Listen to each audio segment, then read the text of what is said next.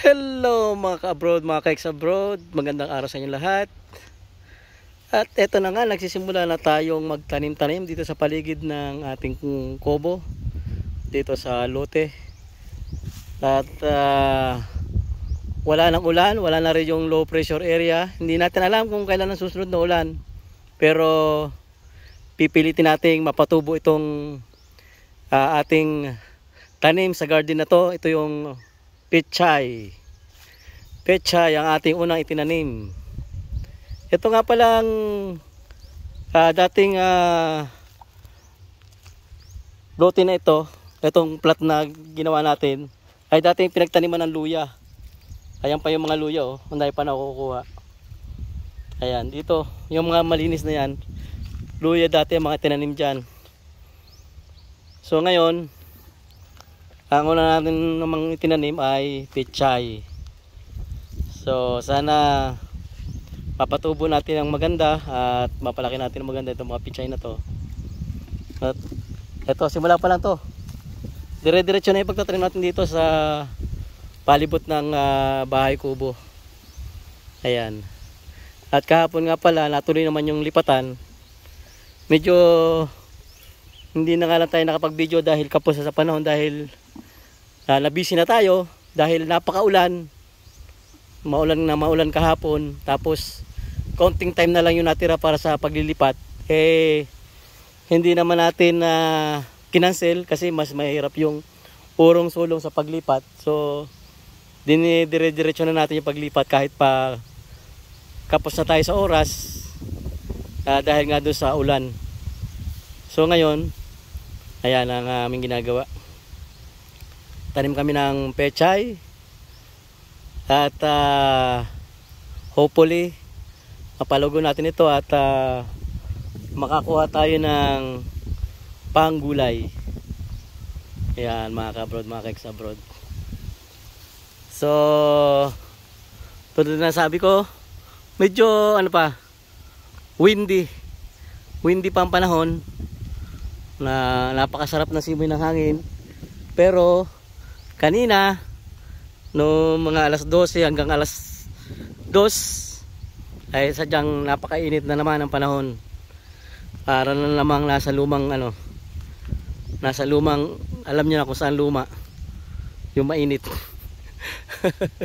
Ganon. At yun nga, rin kami, nagsisimula na rin kami maglinis-linis ng mga paligid. Yan, nagsilad tayo ng mga kalat-kalat sa paligid. Yung mga dahon ng niyog na tuyo ay sinimulan na nating linisin, sunugin. At yan, lahat ng mga dahon na yan ay ating lilinisin. Itatambak natin sa isang safe place, tapos susunugin natin. Yun lang naman yung tanging solusyon dyan. Kasi kung itatambak mo lang at hindi mo susunugin, ay para kang gumawa ng tirahan ng mga ahas. Kasi yan, paboritong tirahan ng mga ahas yan, kasi malamig yan.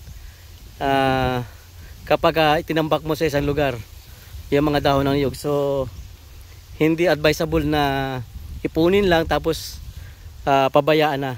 Tulad ng bunot ng niyog, paborito rin yung tirahan ng mga ahas. So not advisable. Kailangan talaga i-dispose, which is pagsusunog.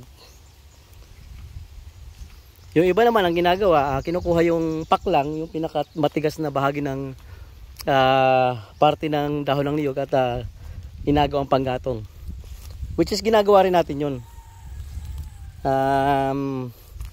Hindi naman lahat ay sinusunog natin. Kumukuha rin tayo ng panggatong mula sa paklang ng niyog. Ito nga pala, kung mapapansin nyo, ayan yung pagkakaulan, 3 araw na halos tuloy-tuloy ang ulan. Ayan may mga nabuhay, nagbalik alindog ng mga sili. Ayan mga siling labuyo. Yan ang isa sa masarap na panlagay sa tinulang manok at sa ginataang tilapia o kaya kinunot na pagi. Ayan, masarap yan, masarap mga kabrod. At ayan nga, kanina may hinabol kami mga baka, 6 na baka ang nandito sa loob ng ating lote, kasamang inahin ng isa. Hinabol natin hanggang sa mapalabas natin. Parang sa pelikula, parang rancho, para kaming nag-iipon ng baka sa rancho.